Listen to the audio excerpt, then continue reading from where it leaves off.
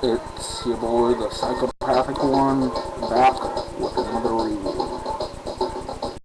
This time, I'm going to be reviewing the sequel to one of my favorite games. Not as good as the original, but it is decent. So let's get into it. Manhunt for the PlayStation 2. This game, not as good as the original, like I said. It doesn't have the same feel as the first one. It's not like a snuff film like the first one was. And this one's a little more realistic. Like, you play as the character of Daniel Lamb, or Danny Lamb.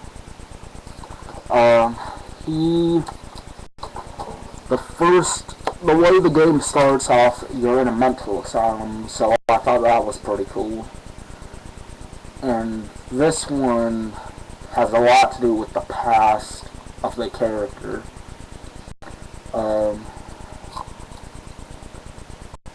The game is about Daniel Lamb, like I said. He was a doctor, and you're basically a doctor who basically went insane. But you never really know what way he became insane. Like, if he just broke down or went on a murderous rampage. So the game takes place with Danny, basically, and his friend Leo. Leo's in it a lot.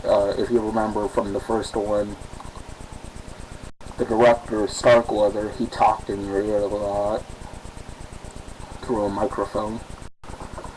Danny and Leo do the same thing. Leo talks to Danny, tells him what to do, how to do things, and hopefully by the end of the night, he will fully discover what has happened to his fucked up life, basically.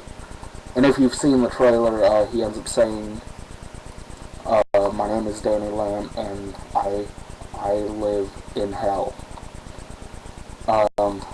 And that's basically what his world is. His life has basically spiraled out of control. He doesn't know who he is.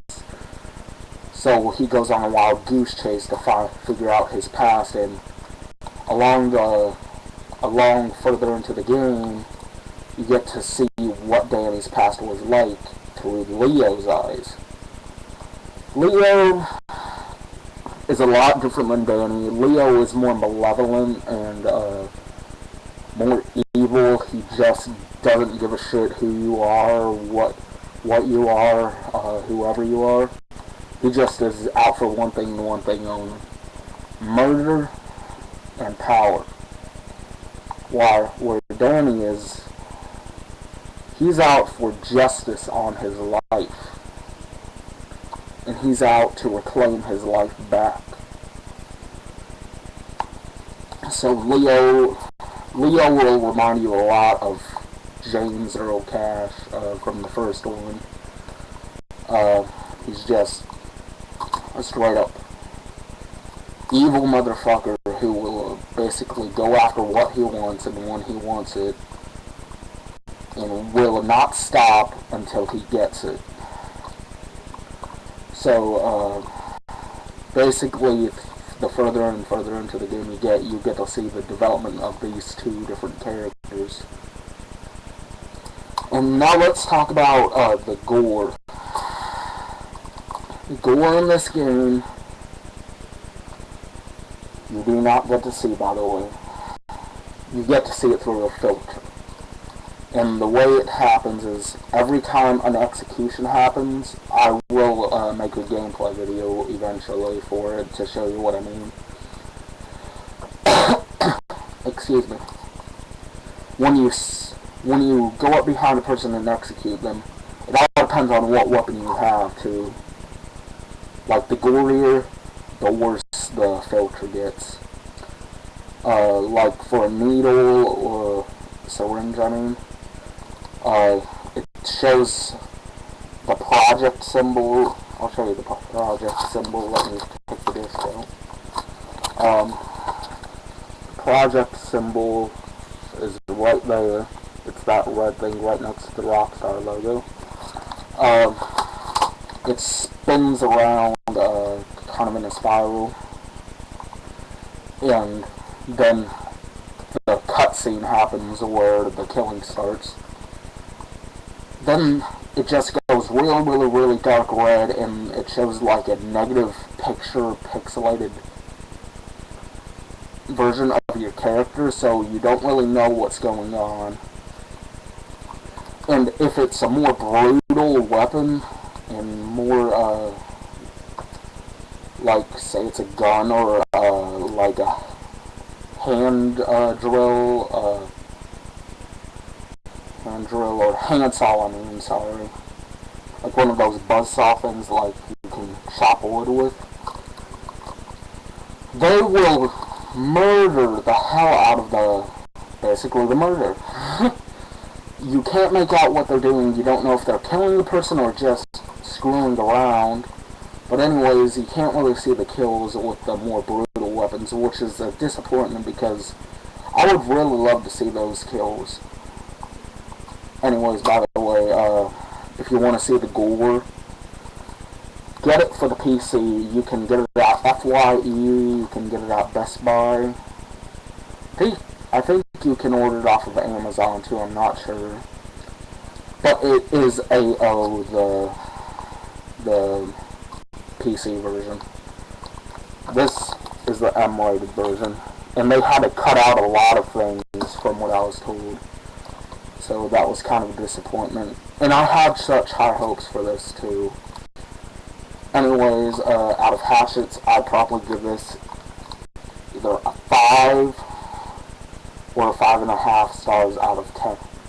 5 or 5.5 hatchets out of 10. The reason being, didn't deliver the expectations I was hoping for. But it does have a cool plot line. I will give them that. Plot line wise, I give it a 10 out of 10 hatchets. But gameplay wise, I give it a 5.5 hatchets out of 10. Because this game is about murder. And they basically take away, yeah, you get to kill people, but it cuts away from all the kills. It almost makes it feel like you're playing an edited version of a horror movie they just put on TV without the gore. Oh, and there's a bunch of twists in here too, so you're like in awe at what's going to happen next. You're waiting to see what happens next. And the cool thing about this one, you get environmental kills, which are basically, you can use the environment to your advantage. Like if there's a skull on the radar, if you're playing it in sane mode,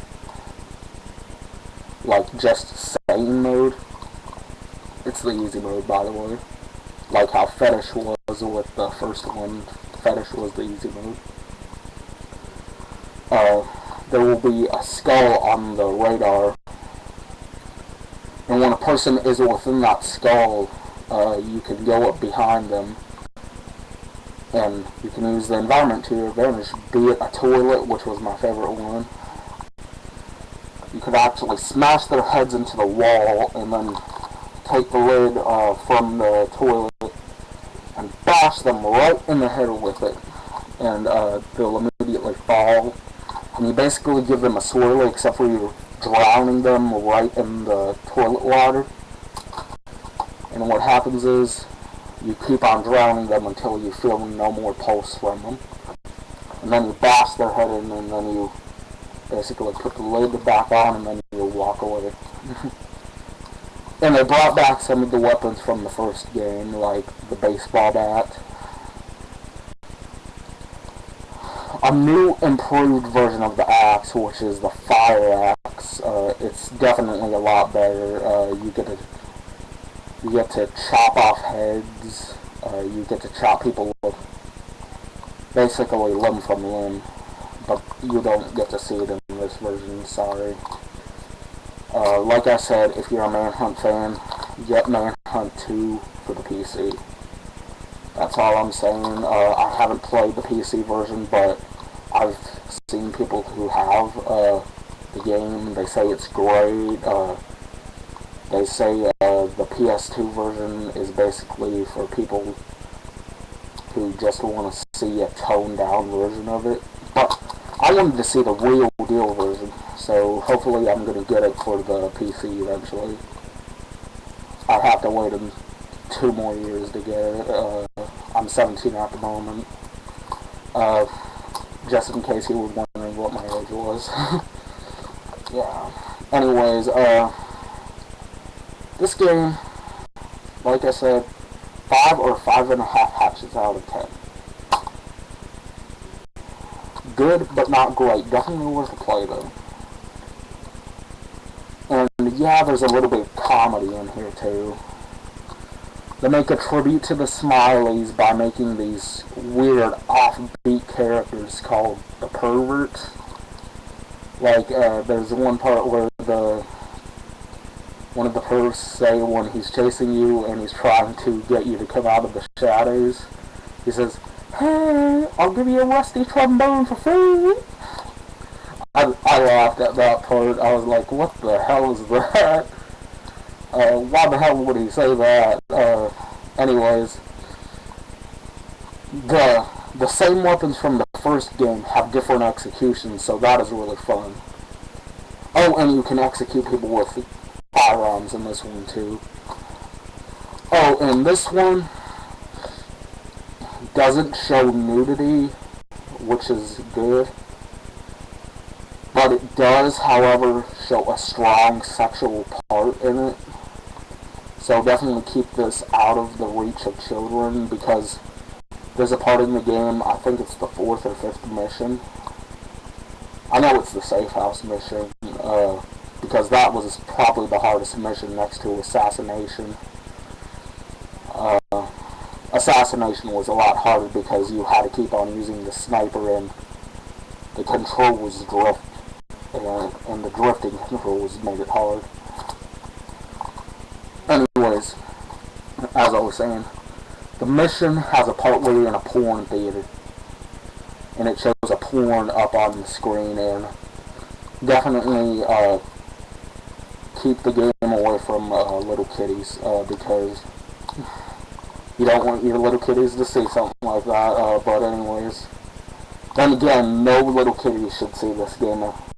Either one anyway, so yeah, keep them out of reach of little kitties. So anyways, this is Psychopath1c signing off.